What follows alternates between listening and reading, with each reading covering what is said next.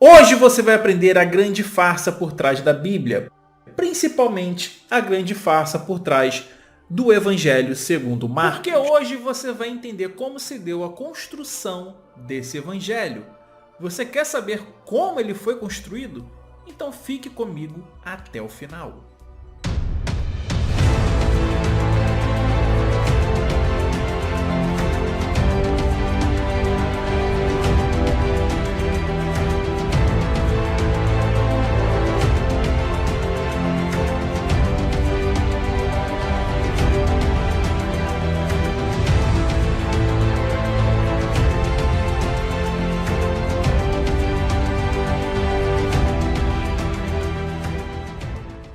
Então fala aí galera, meu nome é Antônio, eu sou especialista em teologia reversa, o que por sua vez culmina em contra-apologética. Em outras palavras, aqui nesse canal eu mostro para você aquilo que seu padre, seu pastor, seu líder religioso favorito não costuma te mostrar dentro das igrejas, dos cursilhos, dos seminários e por aí em diante. Bom, antes de mais nada eu quero que você saiba que meu objetivo aqui não é fazer com que você perca a sua fé, e sim trazer o que há de melhor na academia para que você obtenha toda essa informação e utilize da melhor maneira possível, tirando as suas conclusões.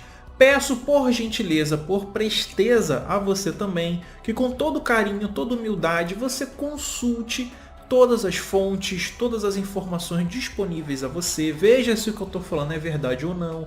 Pergunte ao seu padre, ao seu pastor, ao seu líder religioso favorito, tá? Sobre tudo isso, tire as suas dúvidas, coloque tudo na balança e daí sim você tire as suas conclusões. O importante é você ouvir todos os lados disponíveis para que de forma sábia, de forma honesta e sincera você possa tirar as suas conclusões, beleza? Feito esse disclaimer inicial, vamos para o vídeo. Para iniciarmos o entendimento daquilo que vai ser dito aqui no vídeo de hoje, você tem que ter em mente, tá? Segundo aqui a obra do Kurt Aland e da Barbara Aland, que o Evangelho de Marcos é um dos menos atestados que existem, beleza?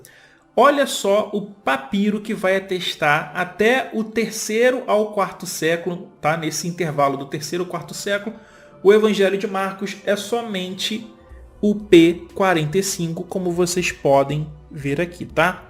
Esse sinal que está aqui, galera, significa justamente isso, tá? O período que vai até ali o 3º, 4º século, tá?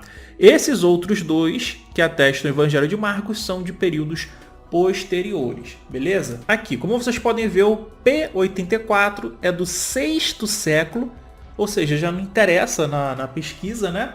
E o outro seria o P88, tá? Que está aqui, ó, 4º século, tá? Nos interessa aqui vai ser justamente o P45, que vai datar do 3º século, tá? E ele tem um tipo de texto livre, tá? Onde que o copista ele não fez a cópia exata, ele não se preocupava em copiar sílaba por sílaba, palavra por palavra. Ele fazia todo um contexto ali na mente dele daquilo que ele achava ser o melhor e aplicava com suas próprias palavras, inserindo muita coisa e omitindo um tanto outro, tá? Mas isso a gente vai ver mais para frente. Então olha só, galera, esse aqui é o papiro P45, tá? A datação dele é entre início do 3º século a meados do 3º século. Sendo que você tem que se lembrar o seguinte, segundo os maiores críticos da Bíblia, dos textos bíblicos, o Evangelho de Marcos é o primeiro evangelho a ser escrito, tá? E nós só temos a atestação dele datando do 3º século, de início para meado do 3º século, galera. Olha só, hein? E esse pergaminho, ele vem do Egito, ele foi feito no Egito, beleza? Agora eu convido você para que acompanhe comigo um pequeno estudo que eu fiz, tá? E que você possa ver na tela compartilhada comigo e acompanhar de forma mais aprofundada tudo isso que eu quero dizer para vocês sobre esse estudo. Vamos lá para a tela. Podem ver, né, o P45, como eu mostrei para vocês, tá? Aqui, ó, datado do início do 3º século, tá? Ele foi encontrado no Egito. Nós podemos ver aqui que esses aqui são todos os capítulos e os versículos atestados por esse pergaminho. Somente isso aqui, galera, é atestado pelo P45. Aqui embaixo nós vamos ter outro papiro, que em papirologia é o P137. Esse papiro ele tem um problema gravíssimo, porque quando ele foi anunciado, dataram ele do primeiro século, colocaram ele como sendo de cerca de 90, tá, da Era Comum, dizendo que ele seria a prova cabal de que Marcos e que os evangelhos foram escritos sim no primeiro século. Também disseram que ele foi encontrado em uma máscara mortuária, o que levou a uma grande tragédia na egiptologia e no patrimônio mundial como um todo, onde muitos apologistas cristãos começaram a destruir máscaras mortuárias para verem se encontravam algum fragmento de textos bíblicos. Então, muito material egípcio foi perdido por causa dessa prática, por causa dessa invenção, tá? Então, ele é datado também do mesmo período, início para meados do terceiro século, e olha só, também vem do Egito. Ele só vai trazer essas duas atestações aqui, tá? O capítulo 1, tá? O versículo 7 e 9 e o versículo 16 e 18. Aqui nós vamos entrar na característica do texto do P45, tá? Que é o que mais tem conteúdo aí do Marcos. Olha só o que vai dizer aqui a crítica do texto do P45, tá? O escriba do P45 funcionou sem qualquer intenção de reproduzir exatamente a sua fonte. Ou seja, ele estava formulando o texto, escrevendo o texto da forma que ele achava ser o correto. E aqui vai dizer o seguinte, ó, que ele tinha uma grande quantidade de liberdade, harmonizando, suavizando, substituindo quase que caprichosamente. Resumindo, o escriba não copiava as palavras. Ele vê através da linguagem seu conteúdo de ideia e copia isso, né? Aquilo que eu falei para vocês. Ele formula uma ideia geral do texto e coloca aquilo ali no papel. Muitas vezes em palavras da sua própria escolha ou em palavras reorganizadas como ordem. Assim, no escriba do P45 vemos um exegeta e um parafraseador. Olha aqui outra coisa que vamos ter sobre esse escriba, que é o seguinte, ó. Ele trabalhou para reproduzir o que ele imaginava ser o pensamento de cada frase. Assim, transpôs e omitiu muitas palavras e apagou várias frases. Olha, isso aqui é gravíssimo, galera. Gravíssimo, gravíssimo.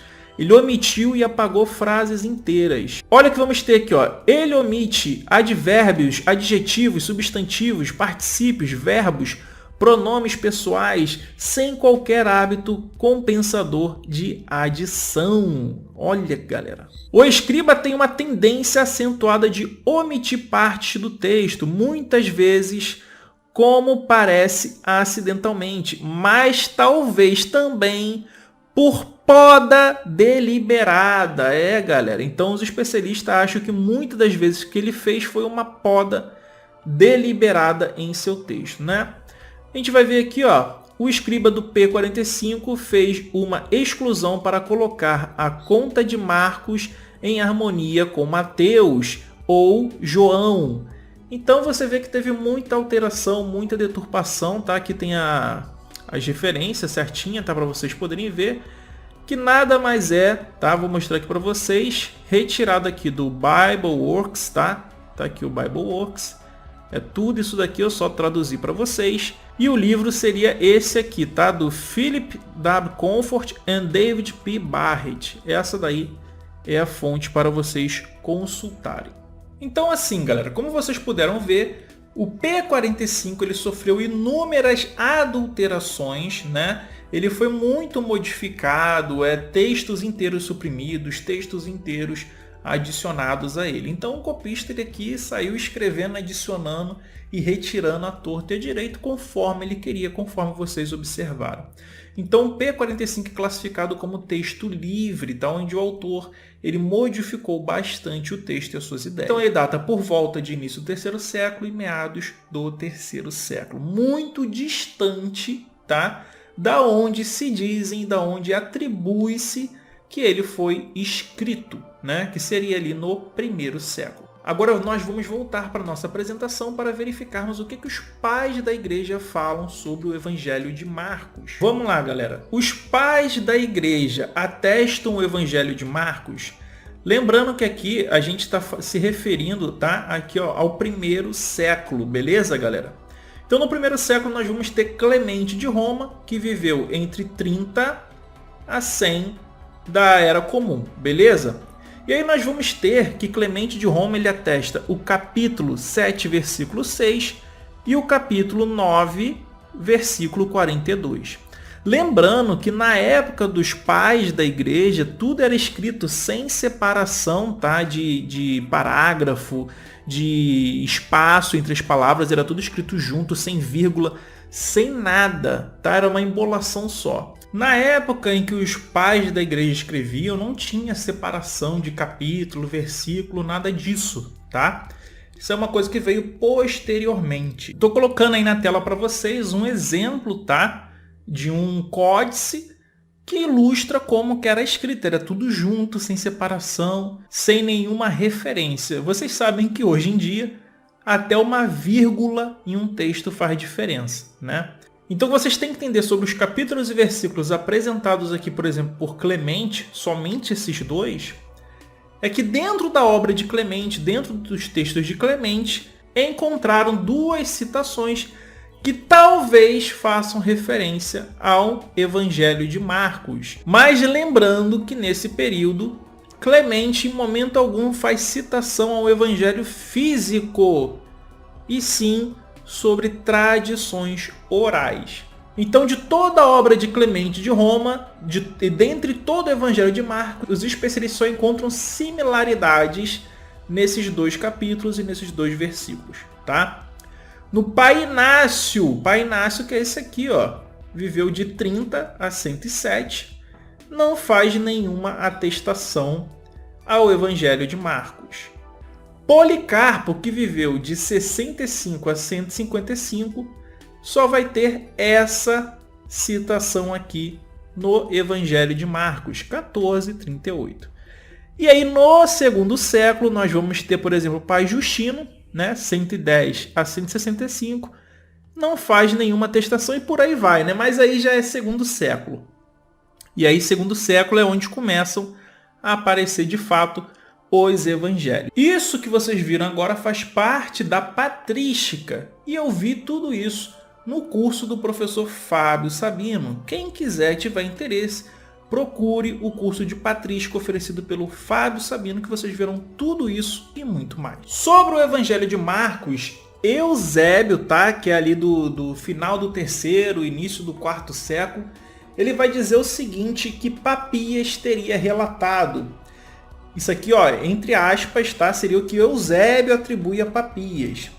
Isso é o que o ancião costumava dizer quando Marcos era o intérprete de Pedro e escreveu precisamente tudo que se lembrava das palavras e ações do Senhor. Ou seja, ele escreveu, né, segundo o próprio Eusébio, que Papias teria dito, que Marcos ele recebeu a revelação para escrever o seu evangelho através de Pedro, e ele teria escrito aquilo que ele se lembrava, né? Então você vê que já é uma coisa muito confiável, mesmo tendo isso aqui como verdade, tá?